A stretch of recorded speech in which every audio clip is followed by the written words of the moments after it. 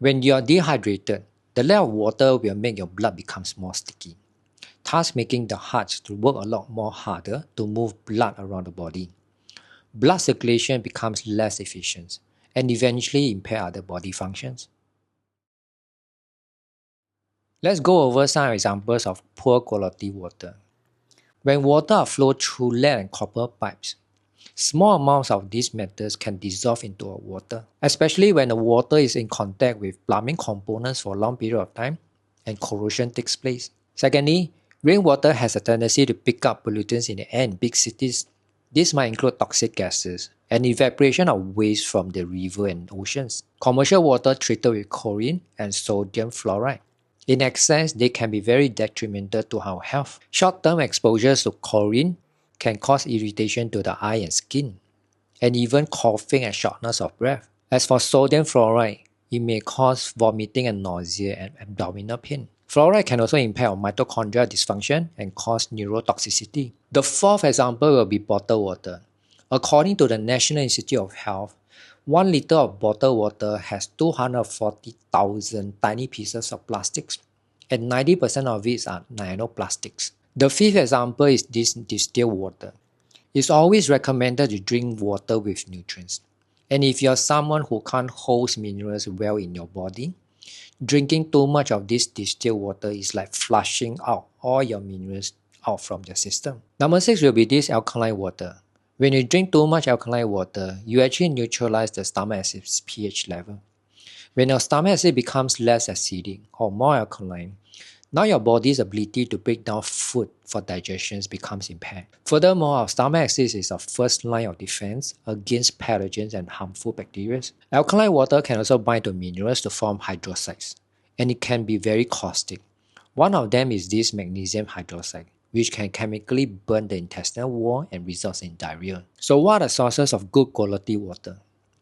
Water that comes from well and spring water, which are fallen from unpolluted areas. The water is also charged with atmospheric gases, and it gets naturally filtered through the soil and rock, picking up soluble minerals such as magnesium and calcium. Glass-bottled spring water may be okay, but we still have to depend on the water source. The quality of the water may not necessarily mean that it's contaminant-free. The third one will be this purification system. And my personal favorite is this reverse osmosis, whereby it can actually remove chlorine and fluoride and other organic compounds and microorganisms.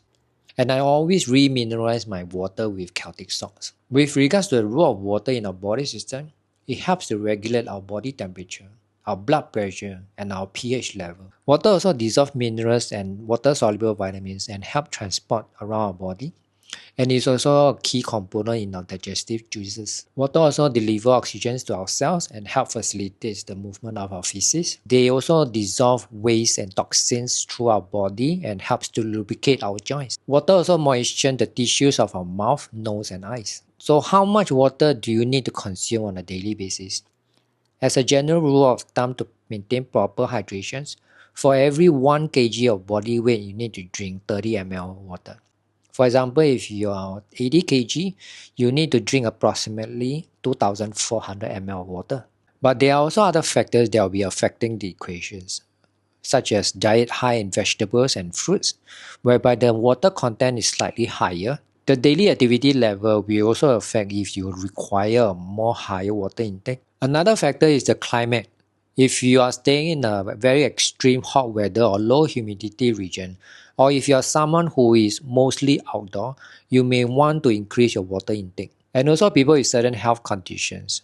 And if you are someone who having all these mycotoxins, it's best to drink a lot more water to flush out all these mycotoxins. Okay, we have come to the end of this video. Remember that you do not want to wait till you are very thirsty. Always have some form of water or water bottle nearby you. If you have not checked out the part 1 of this video, do click here.